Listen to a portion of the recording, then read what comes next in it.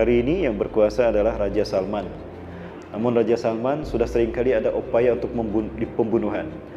Jenderal pendampingnya sudah tidak ada. Abdul Aziz Al-Fagham adalah jenderal yang kuat yang selama ini melindungi Raja Salman. Beliau sudah tidak ada. Ketika ada seseorang yang ingin menembak Raja Salman, beliau menghalanginya dan peluru itu bersarang di tubuhnya Jenderal Abdul Aziz Al-Fagham. Maka sekarang beliau kehilangan jenderal terbaiknya. Nah, sebagaimana hadis Rasulullah SAW tadi, akan berperang 3 orang laki-laki di sisi Ka'bah. Maka saya katakan 3 laki-laki ini adalah keturunan Raja Arab. Karena Rasul sebutkan Ka'bah. Penguasa Ka'bah siapa? Saudi Arabia, berarti kan? Ya, kulluhum ibnu khalifatin, 3-3-nya putra mahkota. Tsumma la yasiru ila wahidin minhum, tapi salah satu dari mereka tidak berhasil menjadi raja. Dulu ada 3 putra mahkota yang seperti ini, Bapak Ibu. Mukrin bin Abdul Aziz adalah putra mahkota, tapi sayang Allah menakdirkan beliau wafat meninggal sebelum Raja Salman naik. Mukrin bin Abdul Aziz naik helikopter dan helikopternya ada yang menembak sehingga jatuh dan meninggal. Beliau hancur, tubuhnya terbakar bersama terbakarnya dan hancurnya helikopter yang beliau tumpangi. Sampingnya di tengah ada Muhammad bin Naif. Sejak Raja Fahad berkuasa, Muhammad bin Naif adalah orang yang mewakili urusan-urusan diplomasi dengan negara luar, urusan luar negeri. Beliau mahir dalam dunia politik. Sejak Juni 2019 saya tidak melihat Muhammad bin Naif muncul. Ternyata beliau sudah menjadi tahanan kota. Apakah beliau masih hidup? Saya tidak tahu. Dan yang terakhir tinggal Muhammad bin Salman. Maka inilah yang kemudian diangkat menjadi putra mahkota. Seringkali kami mendengar persertuan antara Muhammad bin Naif dan Muhammad bin Salman. Namun Muhammad bin Naif disingkirkan. Satu lagi putra mahkota yang bernama Al-Walid bin Tadan. Ini adalah orang terkaya di Saudi Arabia juga, putra mahkota. Bapak Ibu lihat istrinya berhijab tidak? Ya, mohon maaf saya tidak berbicara tentang aib. Satu lagi putra mahkota yang lain bernama Khalid bin Farhan. Beliau sekarang berada di Jerman. Beliau hampir dibunuh bersama keluarganya, bersama ibunya. Ada cerita kenapa ibunya mau dibunuh dan keluarganya dihabisi karena menikah dengan laki-laki bukan laki-laki Arab, keturunan raja-raja mulia. Maka beliau menyerukan kudeta kepada Raja Salman dan menyingkirkan dan membunuhnya serta menyingkirkan putra mahkota. Apakah ini nanti akan menimbulkan perseteruan? Wallahu a'lam bishawab. Yang jelas Imam Mahdi akan muncul ketika 3 putra mahkota berseteru setelah wafatnya seorang raja. Ciri-ciri kedatangan Imam Mahdi, Bapak Ibu, adalah apabila manusia terhalang melaksanakan haji dan umrah. Inna min asrati khurujih, sesungguhnya tanda dari itu kemunculannya adalah muni'an nasu ayyahujal bait aw ya'tamira ilaiha. Terhalangnya manusia melaksanakan haji dan umrah. Pertama saya membaca hadis ini tidak faham, Bapak Ibu. Bagaimana manusia di akhir zaman? Umat Islam mayoritas di akhir zaman. Bagaimana bisa terhalang melaksanakan haji dan umrah? Pandemi COVID-19 menjadi jawabannya. Betul? Jadi apakah ini isyarat Imam Mahdi akan segera datang? Wallahu a'lam bishawab. Karena kemunculan Imam Mahdi, Bapak Ibu, itu akan terjadi perang demi perang sampai Islam zahir di muka bumi. Sejak beliau muncul nanti dibayat oleh umat Islam di Ka'bah, di depan Multajam sampai makom Ibrahim alaihissalam. Nah, di antara itu akan berkumpul 7 ulama dunia. Yashkuna ilallah, mereka mengadukan kepada Allah matahadas bi biladihim. Mereka mengadukan kepada Allah tentang fitnah yang melanda negara-negara mereka. Maka saya khawatir salah satunya dari 7 ulama ini mudah-mudahan ulama Indonesia yang selalu dizolimi. Sehingga beliau kembali ke tanah suci setelah beliau bebas dan mengadukan fitnah yang terjadi pada negaranya. Apakah itu imam besar? Mudah-mudahan. Amin. 7 ulama tadi mengadu kepada Allah, ya Allah, anzil nusrataka ya Rabb. Anzil nusrataka alaina, turunkan pertolonganmu kepada kami.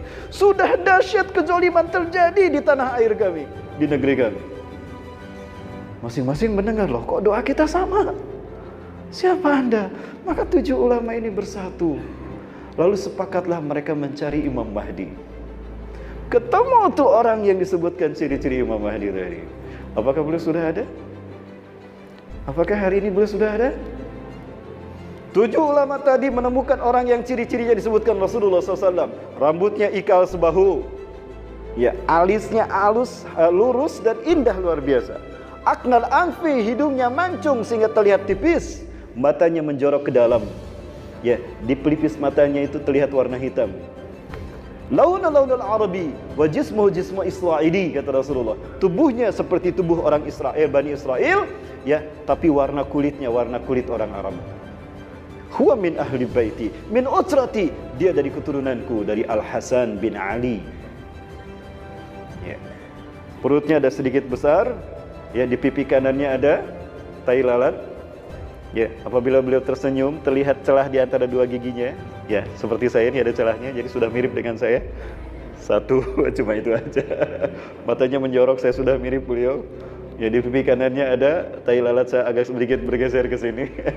Perutnya agak besar, papahanya kecil, di pundaknya ada tanda kenabian. Iya. Apabila tersenyum, beliau terpancar cahaya keputihan, kata Rasul, dari giginya. Harum wangi tubuhnya.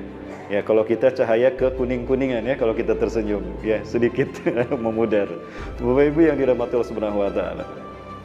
Beliau ini pasti akan muncul. Nah, kata beliau tadi, nah, orang-orang 7 ulama ini menemukan beliau, kata Rasulullah.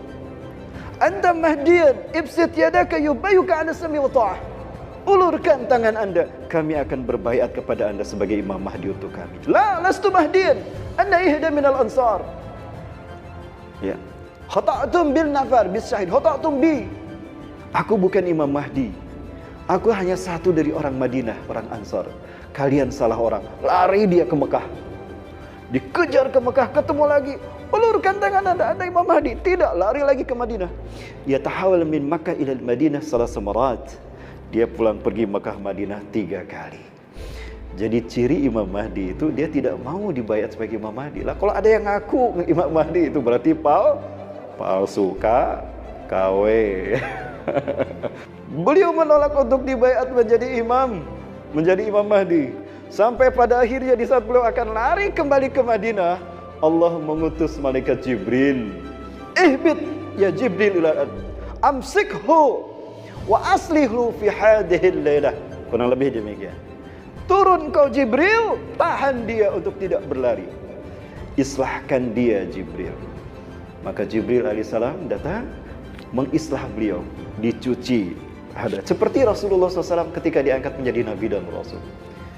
Dibersihkan hatinya, dihilangkan keraguannya, lalu diberikan hikmah dan keimanan ke dalam hatinya. Maka beliau pun pada akhirnya siap menjadi Imam Mahdi. Allah fahamkan dia tentang urusan politik dunia.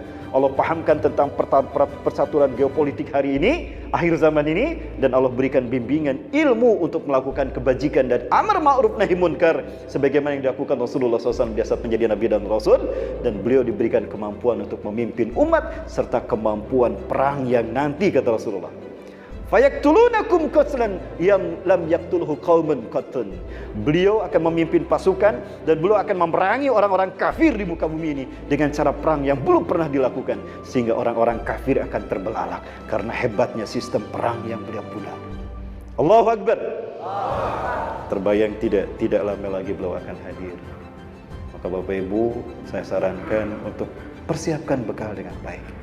Ketika kita masih aman sekarang, apalagi level PPKM ini sudah turun, perbanyak beribadah di masjid. Kuatkan simpul ukhuwah persautuan di antara kita. Infakkan harta kita di jalan Allah. Kirim harta kita ke akhirat dengan diinfakkan di jalan Allah. Karena kelak kita akan dapatkan kembali. Hidupkan sunnah-sunnah Rasulullah SAW.